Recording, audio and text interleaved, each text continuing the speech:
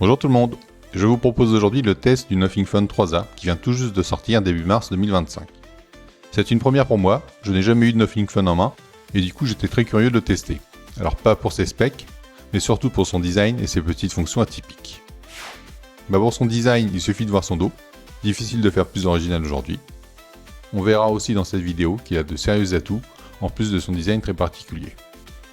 Vous avez aujourd'hui le choix entre deux configurations. Pour 349 €, vous aurez 8 Go de RAM et 128 Go de stockage. C'est celui que j'ai aujourd'hui en main. Et pour 399 €, vous aurez 12 Go de RAM et 256 Go de stockage. Avec ça, il y a 3 coloris disponibles. Blanc, noir et bleu. Alors à savoir que le bleu est disponible seulement sur le site du fabricant. Avant de faire le tour du propriétaire, on va regarder les fonctions liées au glyphe à l'arrière de l'appareil. Pour ceux qui découvrent, il s'agit d'une combinaison de plusieurs bandes LED plutôt puissantes qui s'allument en coordination avec plusieurs fonctions de l'appareil. Alors, en dehors du côté pratique, vous aurez vraiment un look très original avec cette petite combinaison. Voici des exemples d'utilisation. Tout d'abord, il y a l'allumage façon guirlande de Noël en rythme avec les sonneries. Ensuite, il fait office d'indicateur pour voir le réglage du volume, la durée restante sur une minuterie, et la présence de notifications seulement pour les applis que vous choisissez. Ça c'est pas mal, ça permet de faire le tri des notifs inutiles. Apparemment, il marche aussi avec certaines applis pour indiquer par exemple combien de temps il reste pour une livraison comme Uber, mais j'ai pas eu l'occasion de l'essayer. Et puis, il y a une vraie déception pour moi, les LED ne s'allument pas pour indiquer où en est la recharge. Alors ça, j'aurais trouvé ça très utile, je suis vraiment déçu. Le Nothing Phone 3A est un très grand smartphone avec un écran de 6,77 pouces. C'est un peu plus grand que les téléphones habituels, on a 0,1 pouce de plus. Sa taille n'est toutefois pas dérangeante grâce à ses bordures très fines, parfaitement uniformes et symétriques. La caméra selfie est logée dans l'écran via un poisson. Les tranches sont constituées de plastique avec 2 boutons de chaque côté. Son dos atypique fait apparaître un motif, ici en nuance de blanc, et les 3 lettres du glyphe sous un verre trempé, transparent du coup. Alors les traces de doigts ne sont pas visibles avec cette variante, mais je suis moins sûr du résultat avec les autres coloris noir ou bleu. Le bloc photo avec 3 objectifs utiles alignés à l'horizontale est parfaitement centré. Le positionnement des boutons est la suivante. À gauche, les boutons de réglage du volume. À droite, le bouton on-off et le bouton dédié à l'essentiel space en dessous. En haut, on a seulement un trou pour le micro. Et en bas, on aura le port USB-C, le tiroir SIM, une grille pour le haut-parleur. Enfin, il y a un capteur d'empreinte qui est sous l'écran. Il est très efficace, pas de souci. Bon, il faut que je vous parle des boutons. Pour moi, il y a plusieurs problèmes.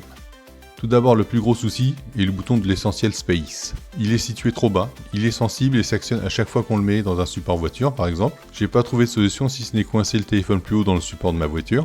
Ensuite, il est trop proche du bouton on-off, ce qui fait que j'arrête pas d'appuyer dessus, par erreur, ce qui ouvre à chaque fois le menu dédié. Très chiant. Ensuite, c'est plutôt une impression. Je dirais que les boutons font un peu cheap, ça me rassure pas sur leur durabilité. À vérifier dans le temps bien sûr.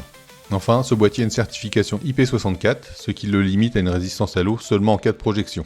Il n'y a pas de résistance à l'immersion, du coup c'est un peu léger par rapport à d'autres modèles dans cette gamme de prix, qui ont de meilleures protections à ce niveau-là. Nous avons ici un écran de type AMOLED, avec une résolution Full HD, avec une luminosité en usage normal jusqu'à 1300 nits, donc c'est très bien au soleil, et un pic à 3000 nits en HDR. Il est rafraîchi jusqu'à 120 Hz maximum, au choix avec un rafraîchissement de 60 Hz, 120 Hz ou variable entre les deux. Alors aucun souci, c'est un très bel écran avec des couleurs plutôt douces, mais si vous voulez plus de punch dans les couleurs, il sera bien sûr possible de régler la colorimétrie. Et pour finir, la protection de l'écran est un Panda Glass. C'est une variante apparemment un peu moins chère au Gorilla Glass. Le Phone 3A arrive aussi avec un film posé sur l'écran en usine. Pour le son, nous avons droit à des haut-parleurs stéréo. Alors ici, c'est pas son point fort. Ça manque de basse et le son devient rapidement criard quand on monte le volume. Donc ne vous attendez pas à être surpris en positif avec ces haut-parleurs. Dommage. Le Nothing Phone 3A est équipé d'un Snapdragon 7S Gen 3 avec un GPU Adreno 710. Vous avez le choix de la RAM entre 8 et 12 Go. Ici j'ai la version 8 Go en main. Pour la connectivité, on est en Wi-Fi 6, Bluetooth 5.4 avec du NFC et il est double SIM 5G. Alors en performance brute, j'ai obtenu un score en tout de 781 000 points. Pour le situer par rapport aux autres smartphones testés sur la chaîne, c'est un peu supérieur au Redmi Note 14 Pro. D'ailleurs, ses performances se rapprochent du Redmi Note 14 Pro Plus, qui a en fait le même processeur. Alors plus concrètement, à l'usage ça marche très bien, c'est fluide, les applis s'ouvrent et permutent sans attente, je n'ai jamais senti de ralentissement à ce niveau. Les 8 Go suffisent sans problème. Je pense que la version 12 Go ne vous apportera pas grand chose en matière de fluidité, mais vous les aurez de toute façon d'office si vous choisissez la version avec 256 Go de stockage. En matière de gaming, le Nothing Phone 3A fera tourner tous les jeux en 3D avec des réglages au max. Genshin Impact, Asphalt, Fortnite ou encore Call of Duty Mobile. Impeccable. Et pour ma part, je n'ai pas détecté de chauffe anormal, donc rien de gênant à ce niveau-là. Le Nothing Phone 3A dispose d'un ensemble de capteurs photo très complet et plutôt performant. C'est un vrai atout à son tarif. Nous avons donc un grand angle de 50 mégapixels avec une ouverture f1.9 qui est stabilisée mécaniquement, un ultra grand angle 8 mégapixels avec une ouverture f2.2 et en bonus, un téléobjectif x3 périscope de 50 mégapixels avec une ouverture f2.6. Et l'objectif selfie est un grand angle de 50 mégapixels avec une ouverture f2.2. L'objectif principal permet la prise de vidéo en 4K jusqu'à 30 images par seconde et en Full HD jusqu'à 60 images par seconde. Vous aurez aussi un ralenti Full HD à 120 images par seconde. Et bien l'usage ça marche bien, l'objectif principal même si son ouverture f1.9 est un peu faible, donne de très bons clichés avec une bonne exposition, des couleurs fidèles. En cherchant bien, il y a bien quelques petites zones bouchées si le ciel est couvert, et les résultats de nuit ne sont pas exceptionnels, je chipote. L'ultra grand angle est présent et a les mêmes défauts que d'habitude, à savoir une ouverture moindre, donc moins lumineux, une perte de détails dans les coins, mais c'est normal, et on lui pardonne à ce tarif car il vous sortira de situations de cadrage compliquées. Le téléobjectif fait aussi le job, mais vous aurez parfois un manque de cohérence sur la luminosité par rapport à l'objectif principal. En fait, il a tendance à surexposer un peu en extérieur. Globalement, les points que j'ai listés sont de petits défauts, son module photo est complet et c'est déjà un vrai atout. Pour finir, la captation de vidéo au maximum en 4K 30 fps est globalement aussi très satisfaisante avec une très bonne stabilisation. Concernant l'OS, nous avons ici Android 15 avec la surcouche Nothing OS 3.1. Pour ma part, même si elle n'est pas parfaite, je la trouve très agréable. Il est annoncé 3 ans de mise à jour majeure. Le vrai plus ici, ça va être la sensation de fluidité dans les animations qui est bien au-dessus de beaucoup de téléphones. C'est difficile à expliquer, mais la sensation est plus smoothie que la plupart des téléphones, 120 Hz ou pas, que j'ai eu en main. Et tout mon entourage a eu la même impression. Il a un style bien spécifique avec entre autres des widgets composés de motifs en point noir ou blanc, une police spécifique, des dossiers paramétrables et plus globalement, un style visuel atypique et plutôt classe. Il faudra toutefois apprécier le visuel des widgets qui est très spécifique sur cet OS. Il y a un poil d'IA avec l'organisation automatique des applications dans le tiroir d'applications. Bof, ça classe les icônes quoi, c'est tout. Ensuite, associé à l'OS et au bouton supplémentaire, vous avez la fonction Essential Space. Elle est censée donner des suggestions personnalisées suivant vos enregistrements vocaux ou captures d'écran. Pour ma part, j'ai pas bien compris comment ça marche et ce qu'on peut en attendre.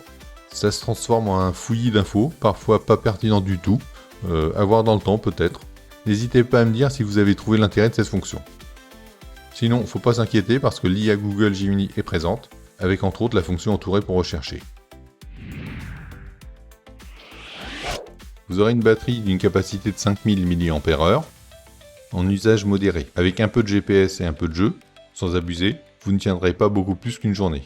Concrètement, il sera plus sage de repasser par la case recharge chaque soir. Ceci dit, vous avez une charge rapide jusqu'à 50 watts, ça permet en théorie une recharge complète en moins d'1 heure environ, avec un chargeur compatible. Et pour ma part, j'ai plutôt constaté une recharge en 1h10. Peut-être qu'il faudra un chargeur propriétaire pour arriver à moins d'1 heure. Je pense que c'est un excellent rapport qualité-prix et une très bonne alternative au modèle classique dans cette gamme de prix. En premier lieu, il a un ressenti de qualité et de fluidité en main. Il pourrait même être mis en concurrence avec des modèles bien plus chers d'ailleurs. Les choix faits par Nothing lui confèrent de nombreuses qualités et les concessions ne nuisent pas à l'usage. Ses atouts sont bien sûr son look toujours atypique, même si on pourra cacher tout ça avec une coque opaque, un grand écran de 6,87 pouces, lumineux et bien calibré, un OS globalement très satisfaisant dans son apparence et dans la fluidité de ses animations, des performances solides, même en gaming, un module photo complet avec de bons résultats, une recharge rapide de 50 watts et une mise à jour de l'OS pendant 3 ans. Donc il a aussi quelques points négatifs. Tout d'abord l'Essential Space, avec une position de bouton très mal placée et un logiciel qui m'a pas convaincu du tout. Sa résistance IP64 seulement. La protection de l'écran en verre a priori de qualité inférieure, le Panda Glass. Son autonomie qui est plutôt moyenne. Des haut-parleurs avec une qualité de son très moyenne. Et peut-être aussi le ressenti des boutons. Voilà, on a fait le tour. J'espère que ce test vous sera utile. N'oubliez pas de vous abonner et de liker si la vidéo vous est utile. Et n'hésitez pas à laisser un petit commentaire, ça fait plaisir. Je vous dis à bientôt. Salut tout le monde.